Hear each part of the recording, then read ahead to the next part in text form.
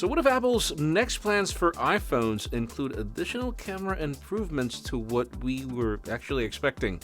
As yes, rumors of the next iPhones hint to metrics that will change, though yeah, what about the software? The Galaxy S24 series already seems to have a place, even if the date is still elusive. And if you're in the market for an iMac, at least, I don't know about you, but I would think again. I'm Jaime Rivera, it's Friday, and how about some Friday jokes as well while you're at it? This is Pocketnow Daily.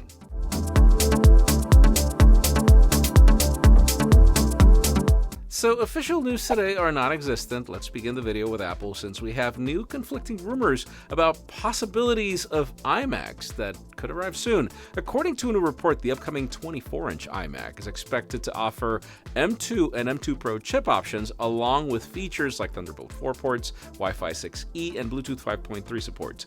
This would contradict the reports made by Bloomberg's Mark Gurman, who previously mentioned the possibility of an M3 chip on this iMac, creating uncertainty regarding the chipset. While it's possible that Apple's plans have shifted, no other sources have confirmed the M2 and M2 Pro options yet. Notably, some custom configurations of current 24-inch iMacs are facing shipping delays, but this has been the case for a while, leaving an iMac refresh timetable kind of uncertain. Supply chain analyst Ming-Chi Kuo has suggested that the new MacBooks with M3 chips are unlikely to happen this year, though a new iMac release hasn't been ruled out. Apple is not expected to hold an event in October, so any iMac launch this month may occur through a simple website press release. So yeah, details about the iMac chip and the release date are still uncertain, and Apple's October product announcements remain absent. And let's not forget that the current 24-inch iMac featuring the M1 chip was released in May 2021, so it's time for something new. Moving on, let's switch on to OnePlus because we have new reports about the specs of their new flagship, and no, we're not talking about the foldable. The upcoming OnePlus 12 is set to feature a display with a remarkable peak brightness of 2600 nits, doubling that of the OnePlus 11. The screen will be slightly larger at 6.82 inches diagonal with a 19.8 by 9 aspect ratio and a resolution of 1440 by 3168 pixels. Notably, the display will be curved more so than the predecessor and manufactured by BOE rather than Samsung, while remaining an LTPO technology of 120 Hz refresh rate. The top configuration of this OnePlus 12 is rumored to be a whopping 24 gigs of RAM and 1 terabyte of storage, an upgrade from the previous 16/512 gig configuration. It is expected to be unveiled in China in December and globally in January. The OnePlus 12 will be powered most likely by the Snapdragon 8 Gen 3 or whatever the name of that chip will be, which at this point is pretty much expected. Now on the cameras, we're also getting changes. It seems it might introduce a camera system featuring a 50 megapixel main camera, 48 megapixel ultra-wide, and a 3x periscopic zoom lens. Additionally, the new flagship will feature a 5400 mAh battery, which is a good deal larger than before, and reintroduce wireless charging at 50 watts, complemented by 100 watts wired charging. I think they can't stand the complaints we always provide when they remove wireless charging. We'll see how it goes.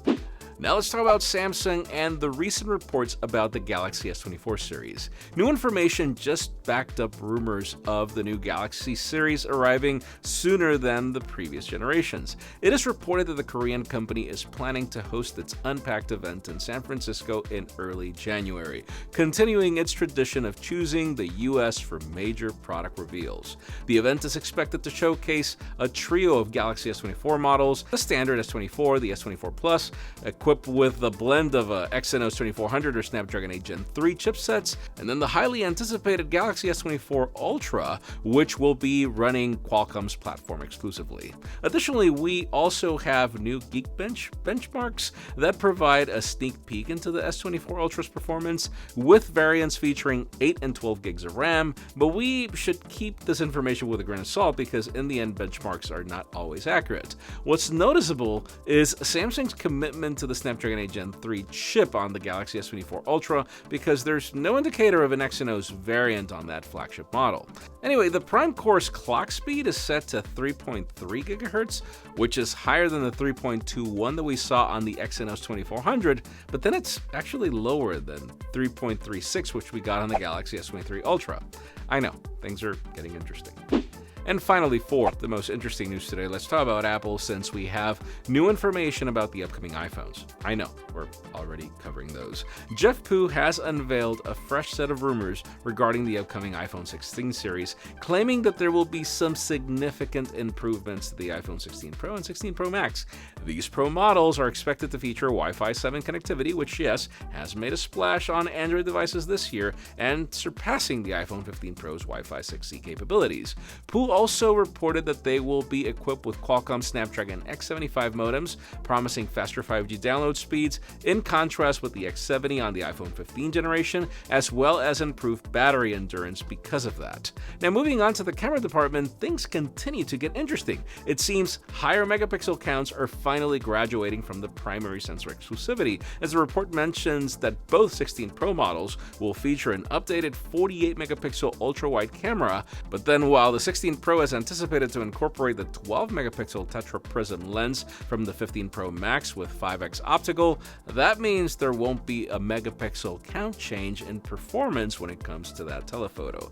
Let's not forget that we might probably get bigger sensors in these cameras because the phones are getting larger in dimensions, with the 16 Pro featuring a 6.3-inch screen while the 16 Pro Max lightly getting a boost to 6.9 inches diagonal. Finally, Jeff also talked about the chips. He reiterated that the standard iPhone 16 is expected to feature a less powerful A17 or A18, meaning Pro variant chips with 8 gigs of RAM are expected to be exclusive to the Pros. But anyways, in today's question, let us know, do you think that these possible iPhone 16 improvements are enough? Because listen, if this were before the Pixel 8 Pro announcement, I would say hardware is about as much as we need from iPhones, but now I am really curious about the software, and that's also for Samsung and what we get with the Galaxies. That's just me. Leave us a comment down below. We'd love to know your opinion. Friends, again, if you want to get the news earlier, follow us on Pocketnow.com and subscribe to our channel for more videos like this one. You can also follow us on social media as our extended coverage happens on Instagram, and follow me on my personal handles to see me run out of jokes. And I am trying to spare you from the dad jokes. Please give this video a thumbs up if you like what you saw. I'm Jaime Rivera. Thanks so much for watching. We'll see you tomorrow.